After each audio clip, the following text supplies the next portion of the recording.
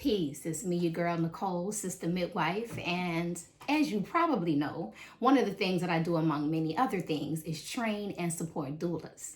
Now, I started training doulas in 2013. There was a lot going on before then. So today, on this first Monday of February, I want to take you on a journey and tell you my rendition of the history of the Black Doula movement. So welcome back to another edition of Monday Musings with Sista Midwife. Now, as always, what I'm going to say is my story. And it's only a part of my story. There's going to be some missing pieces. But as this is Black History Month, and I know some of y'all like to tap in that way this month, this week, this day, and all of that stuff, I decided I'm going to jump in on today and tell my history of some Black history, specifically connected to the Black Doula movement. Now, as I'm doing this, I'm going to also drop a few sidebar nuggets for your doula business, so listen up. Now, let me begin by saying that the word doula was foreign to me for a really long time. I'm pretty sure the first time I heard the word doula, it was from my mother. She knew somebody who knew somebody who knew somebody. She mentioned to them that I was in midwifery school, and they were like, oh, does she know about doulas? She should, learn more about doulas. So I was in midwifery school, so this had to be somewhere around 1998. That was my first time ever hearing the word doula. She gave me somebody's phone number, told me about it, and I just was like, okay, girl, and I never looked into it, right? So I finished midwifery school. I'm working in DC. I work as a labor and delivery nurse before midwifery school, during midwifery school, in New Orleans, in Atlanta, after my midwife job in DC, and never met nor seen no doula in real life, none of this time from 1994 through 2002. Had never seen or actually met a working doula until I was in Mississippi working as a labor and delivery nurse. So I'm on the unit. I'm not really sure if it was shift change or what was going on, but there's this people come in, and there is a woman with her bag, and she also has this big birth ball, and I had never seen a birth ball either, y'all. Listen, I had been working as a labor and delivery nurse and in midwifery school, and I had not seen no birth ball. That tells you how messed up the birthing environments were at that time. Like, I'm in midwifery school and had not seen no birth ball. Okay, a whole nother story for another day. At any rate, I'm on this unit. The woman has the birth ball. She has the bag. The mama's coming down the hall. She's huffing and puffing. She's, in active labor. And I'm like, what's going on? So the nurse says, it's a doula. They're coming in here with all that foolishness. She'll probably have a C-section, all this negative talk. And I was just like, wow, okay. Like, I didn't know nothing about no doulas, but I enjoyed seeing families who wanted and were empowered enough to advocate for themselves to have an unmedicated birth. So I was on board for that. I just didn't know what this doula part was, but it was a lot of trash talking. And this was around 2002. And unfortunately, depending on where you are, a lot of this has not changed. So sidebar number one, little tip for you. I tell people this in my doula training, right? Don't go to the hospital with that ball under your arm. Just fold the ball up, stick it in your bag. You can still bring a pump. I love having a family member blow up the pump at the ball. Just, in my opinion, it is best to have the least amount of darts thrown at the mom, energetic darts thrown at the family as they are walking to the room. So, leave it in the bag and wait until you get in the room and set it all up. All right. Okay. So I digress. Around this same time in 2002, my big sister now today, Rhonda Haynes, was completing her documentary, Bringing in the Spirit. Now, if you train with me, you have seen Bringing in the Spirit because we show it during training. So Rhonda had come to Mississippi to interview me for the documentary. And that's how I initially got introduced to Mama Shafia Monroe. So while the Bringing in the Spirit team was in Mississippi to interview me, they talked about this conference that was hosted, that Shafia was hosting with her organization, ICTC. This was going to be the first inaugural conference for this organization. Now, what is ICTC? ICTC stands for the International Center for Traditional Childbearing. It was founded in Portland, Oregon by Mama Shafia Monroe in 1991. ICTC was an infant mortality prevention, breastfeeding promotion, and midwife and doula training nonprofit organization doing capacity building, advocacy and policy work, mentor, training, and much, much, much, much more.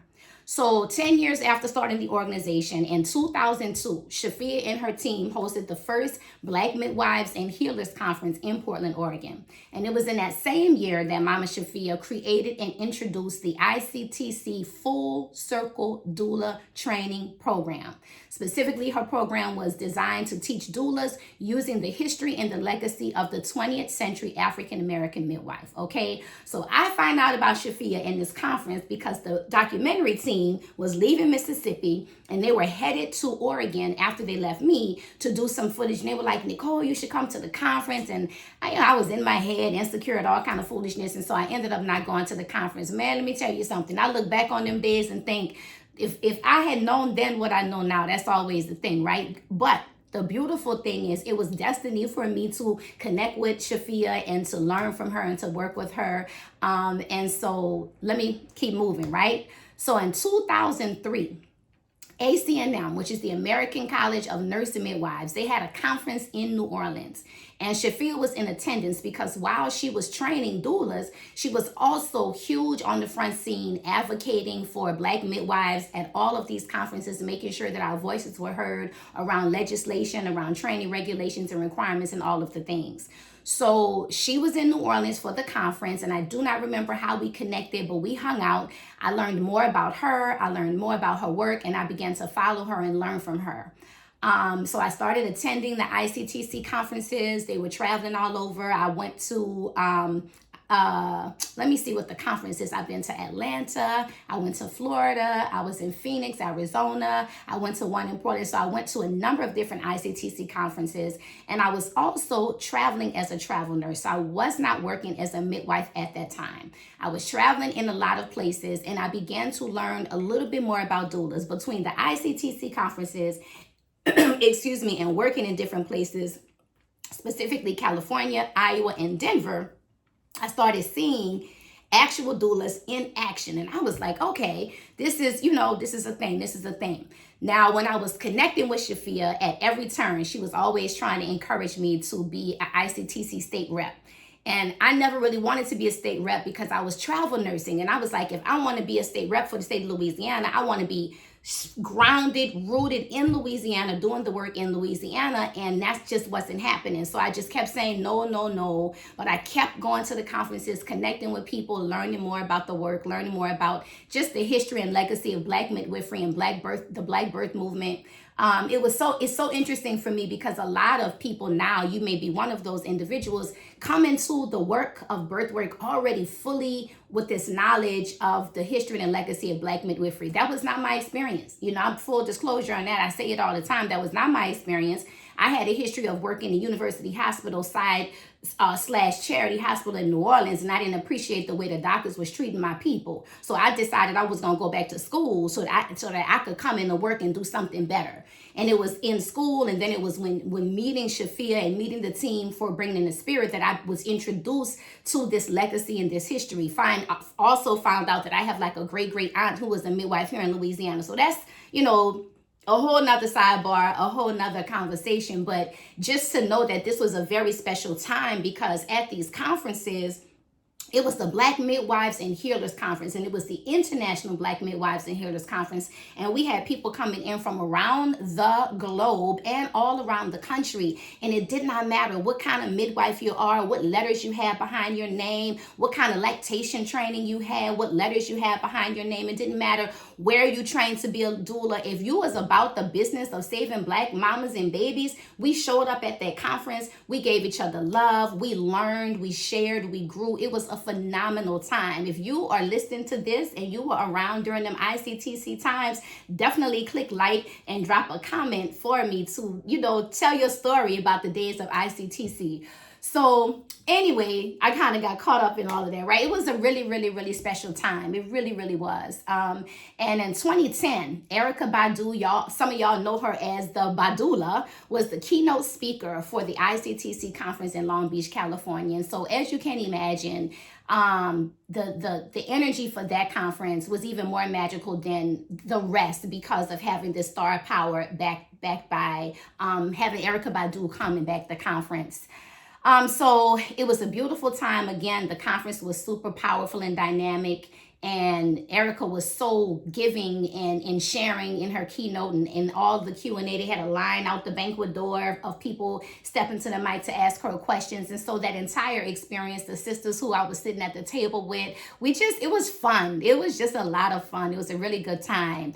At that time, 2010, I had moved back to New Orleans. So I told Shafia at the conference, I said, Shafia, I'm ready. I'm going to be a state rep. And Shafia said, how about be a regional rep?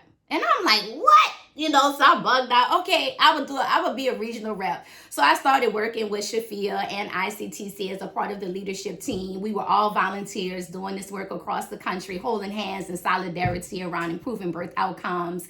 And in 2012, part of my work as a regional rep, and I was in the process of demoting myself to a state rep because I started really realizing, the whole region has issues, but Louisiana has so much that was going wrong. I made a decision to pull back and become a state rep so I could fully focus on what I needed to do here in Louisiana.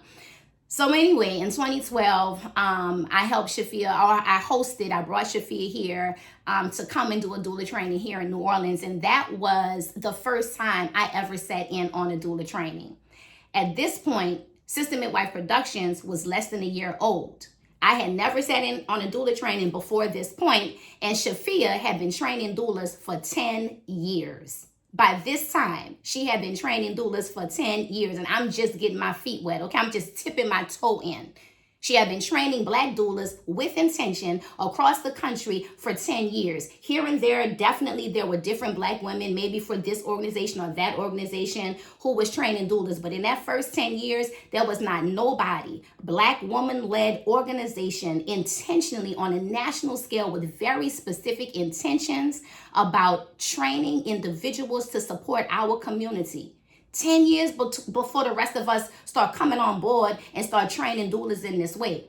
Not only that, Shafia was training not postpartum doulas, not labor and birth doulas, but what she called the full circle doula. Nowadays, y'all calling it full spectrum. That's what it is now because full circle, she trademarked. Okay, and I'm not mad about that. So she started really coming to help people understand that labor doula, postpartum doula, there is no separation. Y'all know I like to say that all the time. There is no separation between preconception care and postpartum care. We have to move from conscious conception to conscious parenting along the entire way, right? And so from the very beginning, with the full circle postpartum, the full circle doula training, Mama Shafia was training individuals to be labor, birth, and postpartum doulas all in one time in the spirit of the African American midwife.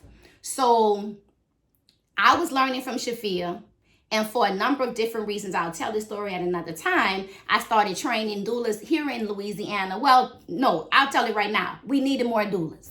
We needed more doulas, particularly in New Orleans. And I stepped up, and the community that I was working with, they were like, yeah, we want you to train us. It's a longer story than this, but I was called by my community to train doulas. And so I began training doulas. Knowing that Shafia trained doulas, I had been to her training, and now I also gone to a couple of other different doula trainings. But Shafia was one of my mentors, one of my teachers, and I certainly did model a couple of things after her training, especially in the beginning. I also knew it was imperative that I lean into my authentic voice, who I am, and what was the experience that I wanted to create for the women who joined my training community. This was crucial to me because I understood that I could not be a clone of Mama Shafia because I'm not a clone of her. And so I had to step into me training doulas in a way that felt good and authentic to me. Sidebar number 2. As you do this work, you've got to become authentic, and that is where you will find your place and you will find your success. If you are having trouble attracting clients, you want to ask yourself, how are you showing up? Are you using your unique voice and showing up as your authentic self? Are you using all of your skills and all of the beautiful God-given gifts that you have? That's a video for another time, but I just wanted to give y'all that because I knew that for me, I had to be authentically Nicole in order for my training to be successful. I knew how I wanted women to feel after they completed my training, and each class became a mini retreat designed to not only train them to do the work as doulas, but I created a very intentional environment for personal growth and connection. My training was phenomenal over the course of 2 weekends, 40 hours, the longest training that existed. Everybody else's training was much shorter. My training was 40 hours out the gate because I knew that I wanted to incorporate pieces of community and of connection that I could not just do in one weekend in 24, 36, 32 hours. I needed more time. And so from the beginning, it was over 2 weekends and it was a 40-hour training. So from 2013 to 2015, I trained doulas here in New Orleans only. People ask me all the time if I think things are changing, and I'm always like, yes, things are definitively changing. A testimony to the growth of the doula movement. When I first started training in 2013, sometimes it was pulling teeth for classes, for people to come to the class. I have a class. Everything is open and registration is open, and I have 4 people who have paid in full. Well, I have to do the class to honor these 4 people. So I'm out in the streets asking the sisters that I know from the cafe I used to be at with my daughter's father, and I used to own a cafe, right? And so there would be some young sisters coming to the cafe. They would be talking to me about birth and all that stuff. And so I would say, hey, y'all want to take this doula class? And I would let them come to the doula training on like a massive scholarship, maybe $100, really just to help pay for refreshments and to help pay for their booklet. I needed the class to be full, because if I had 4 people paid in full, I didn't want to give them their money back. Look, these are business things. You got to know what can happen in your business. I didn't want to give nobody their money back because I needed it. So I had to bring other people into the course, and it actually was so beneficial because it was the beginning of really putting so many seeds into the New Orleans community. By no means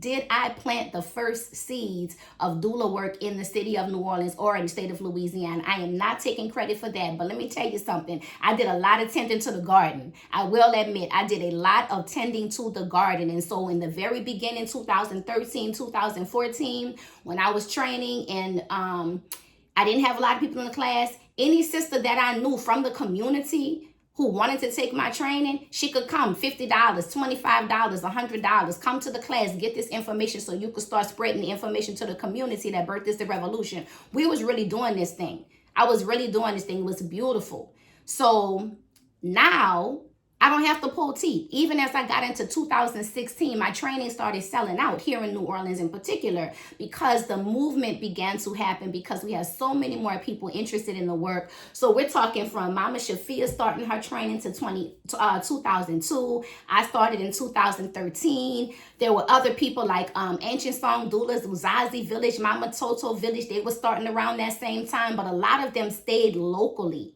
So from 2013 to 2015, I was also local. But then I had an opportunity and I took my training on the road, and it was phenomenal and very connected to what I wanted to do. It was 2016. I ran into my good sister, Rashonda LeGrand of the Into Mother Society. If you don't know her, look her up. She's doing some powerful work in Oklahoma, and she invited me to come to Oklahoma City. And once I did that, I was a national training organization. That was in 2016. From 2017 to 2019, I was in Atlanta. I was in Memphis. I was in Houston. I was in Dallas, Mobile, Alabama, Los Angeles, Opelousas, Louisiana. And I also did at least 2 trainings every year in New Orleans. And women came to join me from all over the country. We created powerful healing circles every single time. It was a beautiful, beautiful experience, cannot be replicated, cannot be redone. In 2020, I was slated to go to Indianapolis, Denver, and Phoenix. I was having conversations with people in Florida and in Canada. I only went to places where I was invited. I never just showed up and went. I had to be invited by somebody. But we know what happened in 2020, and my training went virtual. And then things went international for Sista Midwife Productions. So now we can say that we are an international doula training organization. I look back on all of that time, the time with ICTC, training and learning from Mama Shafia, creating my own curriculum and moving my business up and forward. I've trained over 700 women. with the Sista Midwife Productions Birth Sister curriculum. And while today in 2025, I'm not going to have a training, I know that I am not going to be leaving this work, and I will be back training in 2026. My final little sidebar, sometimes you have to pivot. As you grow your business, don't be afraid to try something new, to move in a different direction, to serve in a new way. Sometimes we have to shed our old plans and make room for the new growth. So this year, as I continue to move forward my new growth, I will be creating new and intentional offerings to help you on your personal and business life journey. So be sure to stay connected so you can be first to know about our upcoming coaching and supporting opportunities. I'm also looking forward to reconnecting with Mama Shafia this year up close and personal, as I am the MC for the Shafia Monroe Consulting Doula Conference in September. We are still making Black history together, and I hope you will join us. All right, y'all, that's all I got. As always, take what you like and leave the rest. Until next week, peace.